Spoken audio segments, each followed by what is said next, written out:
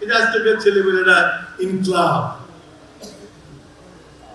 ইনকলাব ইনকলাব তো অন্যদিকের ভাষা, যারা আমাদের ভাষা কেড়ে নিতে চেয়েছিল। এখন এটা নিয়ে আমাদের young generation Gen Z they are proud of it. আমার ব্লিডিং হয়, আমি নিজেকে একবারে মাথার চুল থেকে পা পর্যন্ত আমি ন্যাশনাল স্কুলে করি। সেই যুদ্ধ মুক্তিযুদ্ধে গেছিলাম জীবন দেওয়ার জন্য। আমাদের রাষ্ট্র ভাষাকে চেপে ধরার চেষ্টা করেছিল, শোষণ করার জন্য, এবং সেই শোষণের বিরুদ্ধে 54 সালে যে আন্দোলনটা হলো এবং যারা শহীদ হলো, তারা বাংলাদেশের আলটিমেটলি বাঙালির একটা আবাসস্থল বাংলাদেশ, সে প্রথম বীজটা বপন করে গেছিল। সেই বীজটাই কিন্তু আস্তে আস্তে বড় হয়ে 71-এ যুদ্ধ ত্বরান্বিত করেছে। আনফরচুনেটলি আমি এখন এই 24-এর গণঅভ্যুত্থানের পরে আমরা আমাদের ভাষাটাকেও কিন্তু আমরা সুরক্ষিত করতে পারি। এই জন্যই পারি না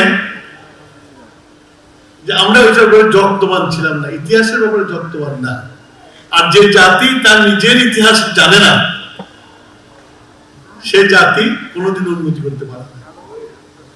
it is essential for everybody যে আমার ইতিহাসকে জানতে আমি কে। You have to ask yourself who are you. আজকে বাংলা ভাষাটা সম্বন্ধে যদি আমরা নিজেরা যদি একটু চিন্তা করতাম, এই যে আজকালকার ছেলেমেয়েরা ইনকলাব ইনকলাব ইনকলাব তো অন্যদিকের ভাষা, যারা আমাদের ভাষা কেড়ে নিতে চেয়েছিল।